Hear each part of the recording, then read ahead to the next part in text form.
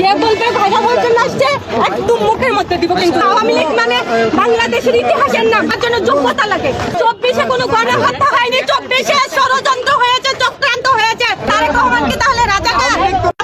আমি শেখ হাসিনার পক্ষ থেকে আসছি। আপনারা কেন আমাকে এইভাবে দূর থেকে আমি চোর না ডাকাত যে আমাকে এইভাবে টেনে হিস্ট্রি নিয়ে যেতে হবে? আমরা তিনজন আসছি। কেন কেন আমি কি চুরি করছি না ডাকাতি করছি বলেন তো? এভাবে টেনে হিস্ট্রি নিতে হবে কেন? এটাই কি বাংলাদেশ? এটাই কি বাংলাদেশ? ষড়যন্ত্র চক্রান্ত হয়েছে, গণহত্যা হয়েছে, এরকম কোনো প্রমাণ নাই। ষড়যন্ত্র চক্রান্ত করে কি করেছে?